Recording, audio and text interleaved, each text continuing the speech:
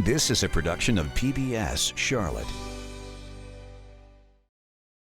Just ahead on Carolina Impact, we'll introduce you to a young climate activist in Charlotte making a big impact. And we've all been to house parties, but have you ever been to a house party that became a Tosco music party? We'll tell you about that coming up. And dozens of volunteers making thousands of cookies here in the culinary kitchens at Central Piedmont. I'm Jeff Sonyer.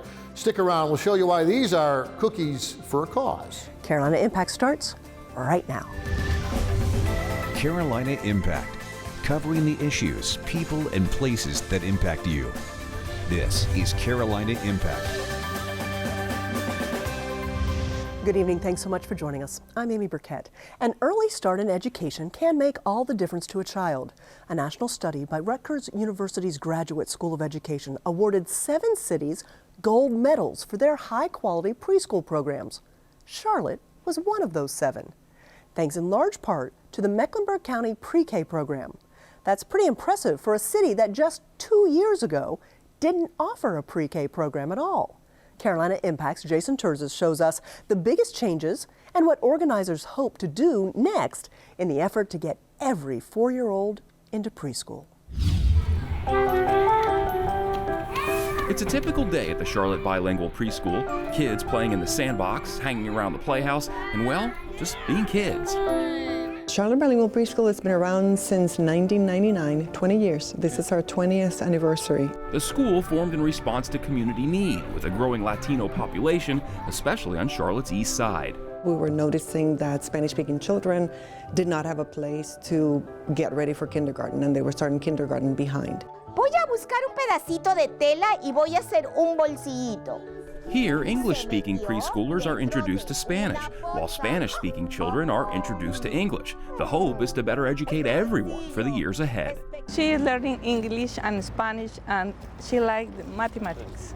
I'm like the teachers, and I like all in this school. And I just think later in life, knowing 2 languages can get you pretty much any job, and it makes you more marketable down the line. For its first 19 years, the school offered half-day preschool programs. But since many parents work full-time, the school was losing children to other full-day pre-K programs. We talked to our families. We asked them if they could use extended day, and 99 families of like 100 said yes, we need it. So for this school year, Charlotte Bilingual applied and was accepted to become part of the full-day MEC pre-K program. So we were super excited to see how much better prepared our children will be for kindergarten with a 6.5-hour day. Now operating in its second school year, MEC pre-K is completely free for qualifying families. Honestly, when I told my husband that she was going to go for free, he's like, "Come again?" And I said, "Yeah, for free." And he's like, "Sign her up." The word is starting to spread about MEC Pre-K as well. So folks are reaching out to us saying, "Hey, I hear of this new initiative. What can I do to be a part of it?" The goal of the program? Get kids ready for kindergarten. Studies have shown direct correlation between 3rd grade reading levels and high school graduation rates, and it all begins at preschool. Without a high-quality preschool education, half of those children will not make the 3rd grade reading test, which leads to 1/4 of them dropping out of high school. Thanks to an increase in funding for Mecklenburg County, as well as donations from the private sector, the number of students enrolled in MEC Pre-K has more than doubled since last school year. We have received over 1,900 applications for year 2, with 1,600 of those families been eligible to qualify for the program. We gonna make rainbows? Let's see. A similar story is taking place at the Genesis 1 full-day preschool in the Hickory Grove area of East Charlotte. Did you try? Okay, let's do it again. 1, 2, 3. Pull it. The preschool has been open for 16 years, but this is the first school year it's aligned with MEC Pre-K. We wanted to expand because we figured with other centers around offering MEC Pre-K that 4-year-olds would probably just attached to those centers. So that's when we came about and decided to expand from MEC Pre-K, and I think it was a great decision to make. Genesis 1 oversees 58 kids in all, 16 of which are part of the MEC Pre-K program. Because we do a lot of reading, I have seen them go from not being able to sit and listen to a story to they absolutely love story time. For instance, we did Goldilocks and the 3 Bears. This is Goldilocks and I like the 3 bears, and they can tell you which one is the bigger bear, which one is the smaller bear, what happened, what did they eat, and how did she get there? So it's really, really a good feeling to be able to nurture that love for reading. In its inaugural school year, Meck Pre-K enrolled 600 students across 33 classrooms with 66 teachers at 20 different locations. The program was open to a family of 4 with a net income of just over $55,000. This school year, enrollment numbers have more than doubled, with more than 1,200 students across 69 classrooms with 138 teachers at 37 different locations, with family net incomes increased to just over $77,000. And another major expansion is on tap for next school year, with nearly 1,900 students across 105 classrooms and 210 teachers, with family net income limits increased to $103,000. With all that growth, that puts qualified teachers in high demand. So our teachers are actually employed through their private child care centers. So we were able to support our child care directors in locating teachers with advertising, recruiting. We attended career fairs. I attended a fair here with CPCC as well as UNT Charlotte to recruit teachers. I had heard about Meck Pre-K, and I really, really wanted to come back to working with the 3s and the 4s and 5s because I started out in that area. And so I was like, okay, now I have an opportunity to get back to where one of my passions is definitely at this age group. The long-term goal in all of this? Eventually provide free pre-K programs to every 3- and 4-year-old in the county, regardless of family income. But that's still a few years off. That's the ultimate goal. But for now, it's one school, one teacher, one student, and one step at a time. For Carolina Impact, I'm Jason Terzis reporting. Who knew you could make so much progress in just 2 years? Thanks so much, Jason. Applications can be submitted in person at the Child and Family Services Building uptown at 601 East 5th Street or at any of the current 37 Meck Pre-K locations. For more information, head to our website at pbscharlotte.org. Well, what can a high school freshman do about climate change? You're about to meet a powerhouse activist from Myers Park High School, making a difference and empowering a movement. Carolina Impact's Todd Wallace has more. At first glance, with her backpack and brisk walk, Mariella Stevens seems like any other 14-year-old. She meets her mom. Hello.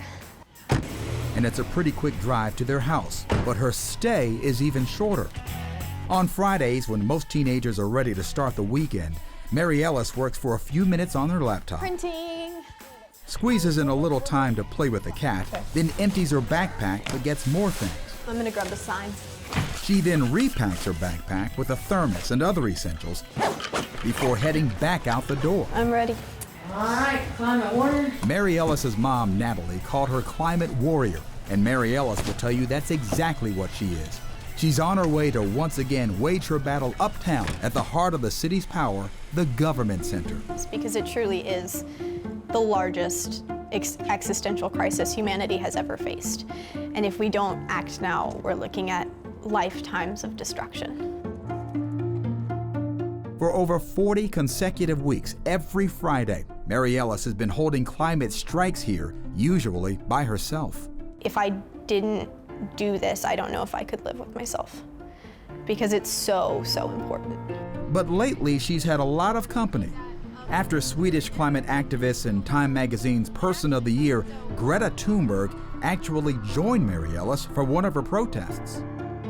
They had been following one another on social media, and when Greta came to the United States to address the United Nations Climate Action Summit in New York last November, she messaged Mary Ellis and asked if she were striking that Friday. Mary Ellis said yes, and I'd love for you to join. Greta's response? That sounds great. Over 1,000 people showed up, and the spotlight has been a lot brighter ever since. You know, we've realized that we have to take this on regardless of, you know, what it does to us. And I think it has really taken over my life. This commitment does concern her mom, Natalie. Even though I worry about the balance, worry about the stress, worry about the toll it's taking, I know that she is pursuing something that she's passionate about, that she believes in, that she knows to be an important use of her time. Stevens says Mary Ellis has always been drawn to the outdoors and has tremendous passion for nature. It starts raining, the kid goes outside and dances in the rain. I mean, but she, even as a youngster, saw a snake. Her instinct was to pick it up and look at it and study it. It was Mary Ellis's passion and curiosity that stood out for the teachers here at Trinity Episcopal School. In 8th grade, she had an assignment to study a subject for an entire year. She chose gun control. But her science teacher, Sean Casey, knew she also had an interest in climate change. He suggested she reconsider. And that simple nudge is what turned into a movement. You know, we're taking students up there now on Friday afternoons in 6th and 7th and 8th grade, and it's strictly up to those students who want to do it, but they're following her lead, and we're following her lead because of her inspiration. So inspiring that even at the tender age of 14, she has left a legacy at Trinity. Mary Ellis started the Environment Tip of the Week, given by 2 green superheroes during the Monday morning assembly. But we are cutting down trees at an alarming rate. Our tip was to reuse and recycle paper. If we could get more people to figure out how important climate change and saving the environment is, then we could help the earth. Casey also encouraged Mary Ellis to attend a climate leadership training with former Vice President Al Gore. And though she's graduated from Trinity, another mentor, her former art teacher Jen Ranke, was still one of the first persons she called to tell her Greta Thunberg was coming to join her. When she called, she was like hyperventilating. I was like, whoa, whoa, whoa, take a deep breath. What's going on? She's like, Greta's coming to strike with me on Friday. And I was like, Mary Ellis, no, she's not. And she goes, yes, she is. And I was like, oh my gosh, oh my gosh. Mary Ellis and the other protesters have tried to use that added attention to meet with Charlotte Mayor Vi Lyles to push for the city to be carbon-free before the goal of 2050. They want climate education to be in schools across the city.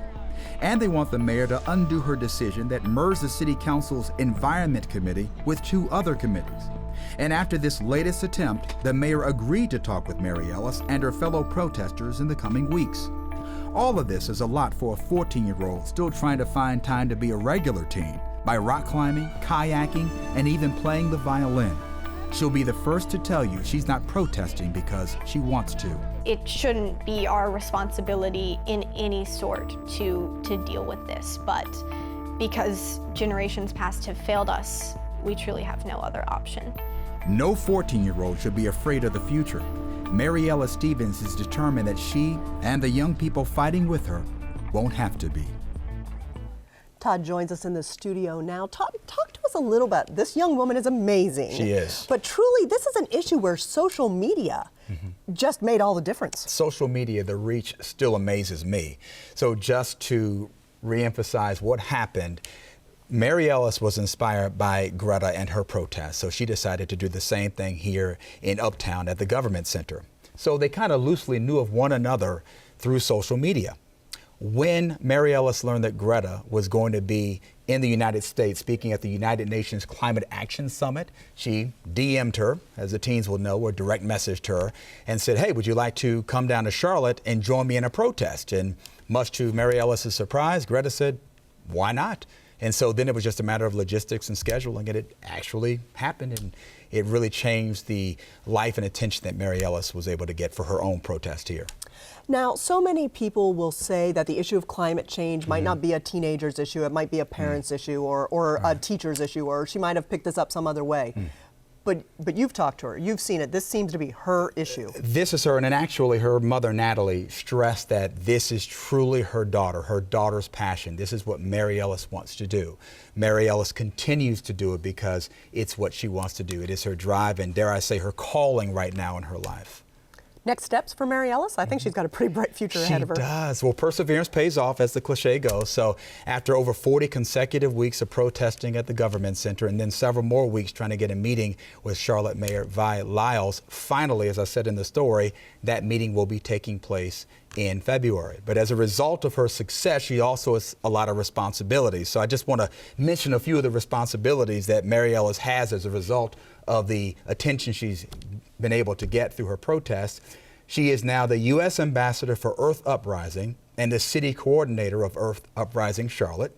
She is the Vice President of North Carolina Climate Strike. She is a certified climate reality leader, and also because of her efforts, she received an award from Clean Air Carolina. Don't forget, she's also a freshman at Myers Park, 14 years old, takes lots of AP classes, decided on a whim to enter 2 national contests for poetry, won both years she entered. eligible for calculus as a freshman, all of this at the tender age of 14. I will also say that it seems like a lot for a 14-year-old, for any child. When I met her, she is, I think, preternaturally mature. She is really something else. So she not only is doing well, but she's flourishing at this point in her life. And you'd be very impressed with her if you met her. Todd, thanks for sharing your story with us. We appreciate it. Thanks. Happy to be here. How important do you find music, especially live music? Well, one Charlotte man is responsible for bringing it to our community for 30 years. It's called the Tosco Music Party, and hundreds attend the big concerts several times a year. But did you know it all began in a living room? Carolina Impact's B. Thompson has more on the man who started it all. Hello, everybody. Hello. Ready to do some singing? And with a greeting as simple as that, the magic of music begins the journey that connects people, that makes a community. And it was that people connection which sparked an idea for longtime music man John Tosco.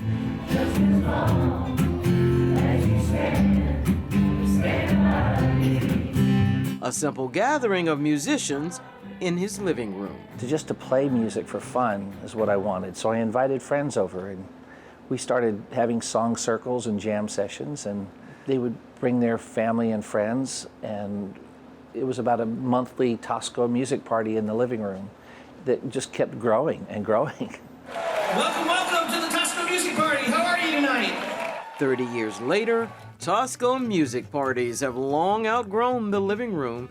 The gathering of musicians has become 5 programmed concerts annually at Night Theater and other venues. Yet Tosco, the musicians and the music lovers never wanted to lose that intimate feel which started the magic. People were like, oh no, you're going to lose the magic of the music in the living room, just, you know, the acoustic music.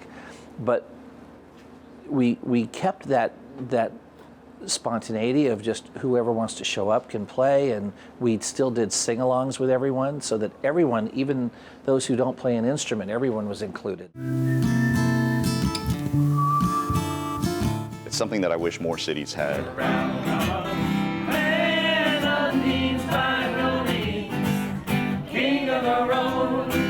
Joe Coleman's Evening Muse in Noda provides the platform which allows the original concept of the parties to continue. It was 20 years ago that he became sound man for Tosco music parties. Now each week, aspiring musicians, novices, and those who simply enjoy music come and share a laugh or a song together. It's just the same way that a church works or whatever. You know, people that belong, they realize that they're not alone in the world, that music and the ability to sing and harmonize and just be heard by your neighbors and sing along with them and so forth, all of those things create community. This is a listening room tonight. We have some people getting up to perform for the very first time on stage. So they all come, from the youngest picker patiently waiting for her turn, to the deep voice of one who loves his music. Could anybody imagine he would go so far? And families that become trios.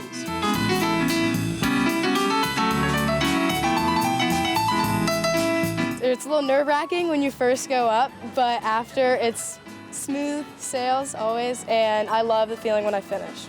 It's more than a simple feel-good gathering. 2 decades ago, Tosco Music Parties became a non-profit, providing concerts for seniors and community events, and also providing scholarships to young musicians like Sally Hendrick.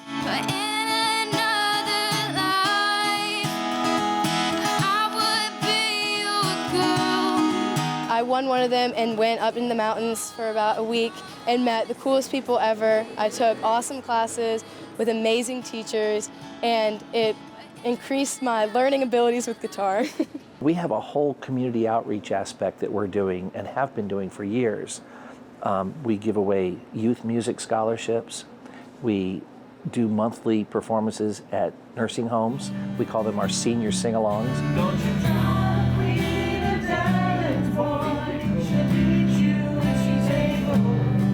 it's amazing when you see a room full of people that feel like they belong.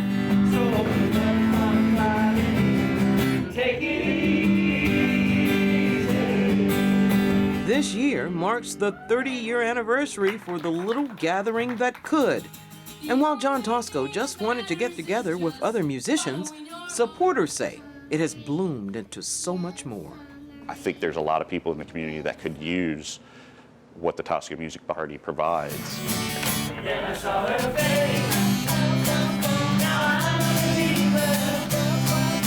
As for the merrymaker behind the music, it's all about the connection of community. We always said it's all about the music. We're all together, even if you're just humming along, you know, this is really for all of us. It's the heart of the music that beats on. For Carolina Impact, I'm B. Thompson reporting. Thanks so much, B. You know, I was singing along to those songs as well. The next Tosco Music Party is in February, and there's even a concert in June dedicated to Beatles music. Head to our website at pbscharlotte.org for more details. Well, nothing smells better, or tastes better in my opinion, than a batch of fresh cookies right out of the oven. My favorite? Chocolate chip when they're still warm. So imagine hundreds, even thousands, of those warm chocolate chip cookies baking in big walk-in sized ovens. That's what we found at Central Piedmont Community College, part of a big annual volunteer project that bakes and makes cookies for a cause.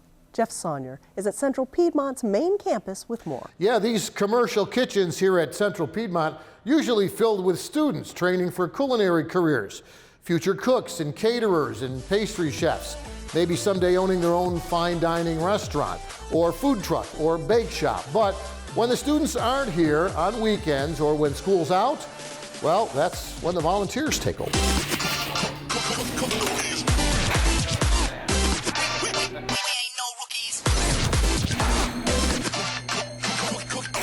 So I just took out these guys, They're counting cookies. That's 280.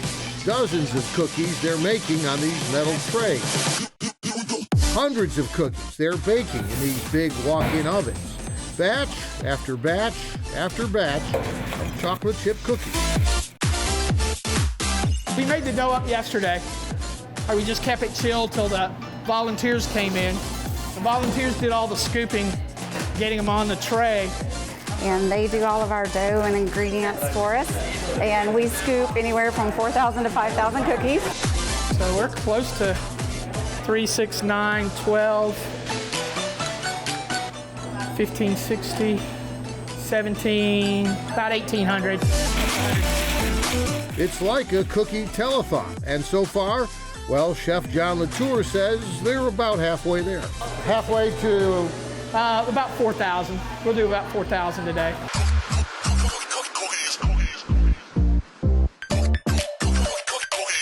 $4,000 cookies in about 4, maybe 5 hours. And then there's the brownies. Yeah, don't forget the brownies.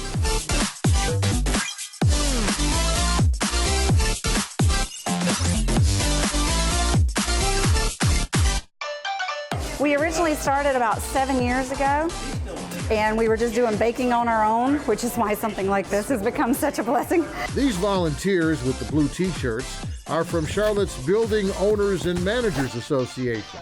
Elizabeth Falk is their cookie coordinator, overseeing about a dozen volunteers, all working side by side with the Central Piedmont chefs, making cookies and baking cookies. And then taking all those cookies to the airport. Yep, here's the final destination for 4,000 cookies, Charlotte's Airport USO Center, which is open to active duty military, National Guard members, reservists, veterans, and military families when traveling through Charlotte. On a monthly basis, we see between 400 and 500 guests a day, averaging about 14,000 to 15,000 a month. They're in here just to come in and relax and have some respite. We try and make our centers a home away from home, and so we provide food, drink, recliners, comfortable seating, televisions, computers for them to do personal work or business, children's rooms. And for a few days, all these fresh-made, free chocolate chip cookies. What's the reaction when you bring the cookies out there? That's got to be kind of fun. It's awesome to see. So we are we station ourselves at 2 different places. One where we greet the troops as they're coming in through security, and then we also are stationed up in the Piedmont room, which is at the USO. In that area is where they get served a hot meal, finished off with all of the cookies that we do today. Chocolate chip cookies. I just think it's a great opportunity to give back and help. You know, our people that are in the service and they're coming home. I have some family that are in the service as well, and they're coming home, and they, you know, it's a treat that some of them may not get. You know, so we just tried really hard to put out a good effort for them. We have a great facility here. We teach classes. We work with a lot of groups that want to do things like this for charities. A lot of behind-the-scenes action on their part, and then a lot of teamwork here. Chocolate chip cookies. How many get swiped? How many get eaten on the way? Every broken one gets eaten. And I've only seen a couple of chocolate chips get eaten, and that was by me, so I think we're safe. You're not breaking them on purpose now, are you? No way. Chocolate chip cookies. How many cookies right there? That's 300. That's 300. That's a lot of cookies. Typically, I don't use the last row, but that's it. I'm out of cookies. And while this 4,000 cookie make and bake for the USO is usually Central Piedmont's biggest volunteer project of the year, it's not the only one. Other volunteer groups also coming in to benefit other charities because, you know, who doesn't like cookies? Amy? Thanks, Jeff. Central Piedmont's Culinary Arts program is rated one of the top 20 best culinary schools on the East Coast, where students train in commercial quality kitchens and get hands-on experience at its own bakery, bistro, and restaurant. And those cookies that the volunteers made for the USO were delivered at Christmas time. Well, that's all we have time for this evening. Thanks so much for joining us. We always appreciate your time and look forward to seeing you back here again next time on Carolina Impact. Good night, my friends.